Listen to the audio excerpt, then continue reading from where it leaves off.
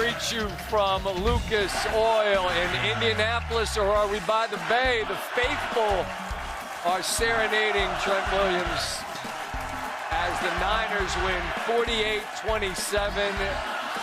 And I welcome Trent back to the set and to the program. And look, man, we got to, the hell with y'all. We got to start with the faithful. I'm always amazed at the red wherever you all go. We're a long way from the bay, but you all feel right at home. What is it like to have this type of support wherever you go? The biggest advantage you could ever imagine in football. You know, this is the first time in my career that I can guarantee that, you know, we can go away and we don't even have to use silent count most of the time. Or, crazy, right? You know, I've never been a part of making a home team use silent count. And, you know, that's the faithful. That's the faithful for you. You know, and I was talking to somebody about that earlier. I feel like what it is an organization that has such history. And what it is to me is that there are generations that watch Joe do it and Steve do it, and then they pass it down to their kids, and it's all across the country. And there are a bunch of organizations that have that, but to play for one, you feel it in an advantageous way, don't you? Oh, 100%, 100%. The faithful is all across America, not just in the Bay, not just in California. And like you said it, those guys won a lot of championships. Yep.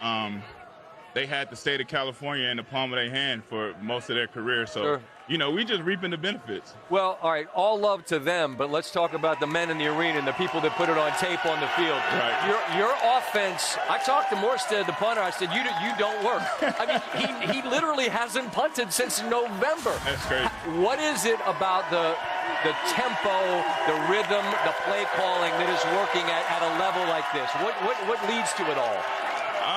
You know, it's just having all our pieces. You know, and we still down a couple. Yeah, right. Pearsall didn't. Yeah. Down. We just down Ricky, but when you have George, Christian, you got Jawan. I mean, you got KB. You got D-Rob. All those guys on the field. It's pick your poison. You know, and Brock processes things so fast. He gets the ball to the right guy constantly, and that's how we get going. This is his first ever 5-touchdown game. It's the first ever Monday night game for a Niner quarterback with 5 touchdowns, which is crazy. Because of the guys that I just mentioned, like legends, all-timers. All right. But what are you seeing from him in a season that I had to imagine at times was frustrating because of the toe and like, man, let me get out there with my guys. But what are you seeing from him right now? He's resilient, and he has a certain piece about him right now to where he can't get rattled, you know, and he's just really confident in his abilities. He's really confident in his scheme, and it seeps out his pores, and the whole offense can feel it. And, you know, he's our leader, and we follow him. So the other night I'm watching the Seattle-Los Angeles game, which was bananas. And as the game ends and Seattle wins, I think I had a lot of company and people going, wait a minute. San Francisco has a direct path to the 1 seed. I hadn't considered that. Right. But now that you know it, and you're home for the next 2, and they're Chicago and Seattle, it's good on good. I get that. But as you all realized the path that was in front of you, what was the sense among your group about what was going to be required to get that done? Because it's a hell of a game changer. Yeah, just tunnel vision. I told the guys, man, we got to have tunnel vision. We got to take this thing one week at a time. We got 3 back-to-back 10-win teams, playoff teams that we got to go head-to-head, you know, and try to allow us to accomplish one of the goals we set out at the beginning of the year. So it's obviously going to be an incredibly hard road, but I think we have the team to do it, and we have the confidence to do it. We just got to take it 1 week at a time. I was on my guy Murph and Marcus on 680. That's KMBR out there by the bay. The folks out there know what I'm talking about. And we were talking about your coach, and I said, man, I think Shanahan is as good a coach as there is in a National Football League. 100%. And I think this is the best job he's ever done, given all you've lost. You lose Fred Warner, I don't know how you can keep going, but and both. I understand, but to me, Fred's the heart and soul of that side of the ball. Correct. What has been what you've observed that you would give him the most credit for this year? Anything specific that would make sense to us, maybe?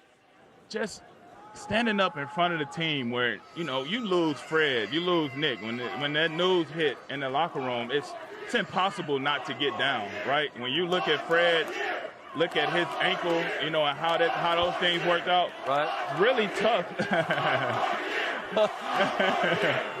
All right, for the folks at home that maybe can't make out what they're saying 1 more year. 1 more year, yeah. What do you, I mean, What do you got to say about that? I'm nowhere near done. So yeah, we got a few. Hey, he says he's nowhere near done. He's going to run it back. The show goes on. The show goes on. It's the Wolf of Wall Street. I'm not leaving. I'm not leaving. I ain't going nowhere. Hey, about that though. About that. You're 37.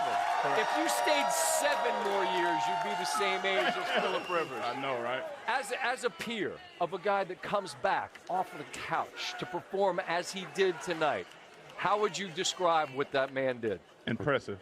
Right? Impressive. I mean, for lack of a better word, super impressive. For him to be 44, not only just the age, but to have 5 years away from the game, and then to come back mid-season, like we're all in, it's what, week 15, week 16, like we're in our stride, For him to come from coaching, just chilling with his kids and come out here and march the ball up and down the field for, the majority of the game. We got our stops and obviously that helped us get the win. But I mean, Phillip Rivers played his butt off. Yeah, he did, and as well as he played, Brock was even better. We alluded to the night that he had, and as just sort of a final thought, let you get to your guys, just the path that's in front of you, right? I mean, it's an organization that's done it, and I feel like you all, I said it to Joe, you guys have been hiding in plain sight. Everyone's talking about maybe the Rams and the Seahawks and Philly and this and that, and then the path for you all, and you've been close. It's right there in front of you. Yeah, what's the sense of what these next couple of months potentially could be like for you, the sense of optimism? Oh, man, super optimistic. When you set out those 4 or 5 goals at the beginning of the year, and I'm pretty sure majority of the teams have the same goals. Yeah, but not every team could. Not everyone can achieve it. You guys could achieve it. Of course, and it's realistic for us, but to actually do it, you still got to go and play those games no matter how good you look on paper, no matter how many All-Pros, Pro Bowlers you got to go and play the game. And we've had to play the game for, this is week 16. Yep. So we've been committed to this process. And for it to finally start to unfold exactly how we wanted it to, it's super, super, super appeasing. And it's just, I know we have the team to do what we want to do.